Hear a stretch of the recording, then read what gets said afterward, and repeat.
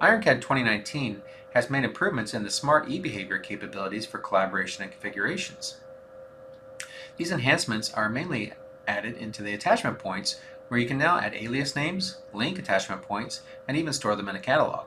Let's go through an example using this aluminum extrusion to add some attachment points. So let's go ahead and start by zooming into the bottom area of our profile. We want to add some attachment points located at the bottom and the center, and also on the sides of this aluminum extrusion. So one method to create attachment points is to use the Triball. You simply turn it on, and by default this is in the bottom location where we want an attachment point. We can simply right click on the Triball and create an attachment point at that location. We'll go ahead and give that a name called connect. And we'll go ahead and give it a connection type using underscore for N for neutral. Now that we've created that attachment point, we can turn the Triball off and see that that attachment point's been created. And we can also orient it for, maybe we want to rotate this around so it's in the opposite direction. We can simply rotate that around, move it there 180 degrees, and now we have our attachment point oriented in the right location. Now these attachment points, as mentioned before, can be stored into catalogs for reuse. For example, I can now select that attachment point and simply drag and drop it into the catalog, and it is now applied to the catalog. To reuse it, simply drag and drop it out onto another face, and it's now positioned in a new location. And we can select it and use the Triball to position it to a precise location if we like. In this case, we want it on the middle of this face. We want to slide it in a distance that's half of our thickness of our profile, and I'll just go ahead and rotate this to give it an orientation that we would like to use. So 90 degrees. We can now see that, and if we go ahead and run our tools, recreate display, we can see that update to give us our positioning information.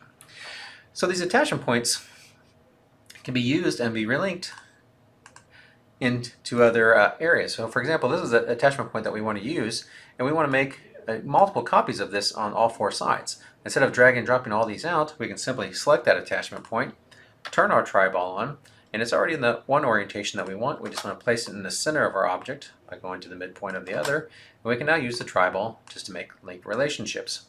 So we can go ahead and create a link, and we say we want 3 more of those at 90 degrees. We can go ahead and place those, and we can see now all of our attachment points are created around the locations of this part. Since we created a link of this, you'll see the name identifies it as a link, and we can actually go in and set the name and make changes. For example, maybe we'll make this a coincident constraint on this attachment point as well.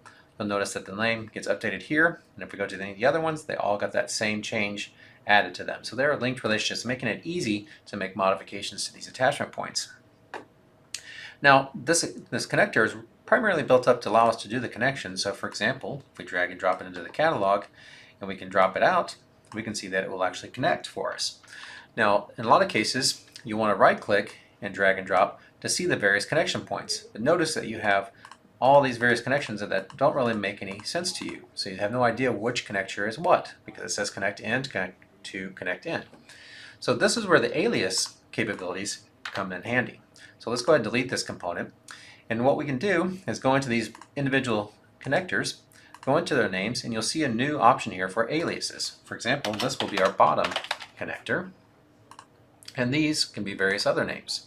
So for example, we'll just name this one our right connector, and it's got our coincident connection on there.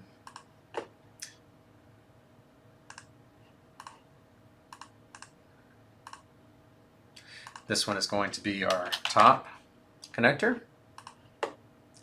This one's going to be our left connector. And last but not least, we'll get the bottom one here, and we'll set this as our back connector. So now we have various names on here that make a little bit more sense. So now if I drag and drop that into the catalog and right click and drag and drop it out, we can now see more meaningful names. Now we connect the bottom to bottom, or the bottom to the back side of the component, or the bottom to left. We can change these orientations around if we like. But we can go to the bottom, back to back, back to left. You can see that these are all giving us pretty much similar relationships that we want. But we can go to, for example, left to bottom. If we go right to bottom, you can see it change around the various sides. So it makes a little bit more sense for applying those connectors. So that's what the flexibility in Power gives to those attachment points to make these linked relationships, naming them with the aliases so you can identify them a lot easier, and storing them into the catalog for reuse. So these are some of the enhancements that we've added in 2019 to make the configuration capability much easier.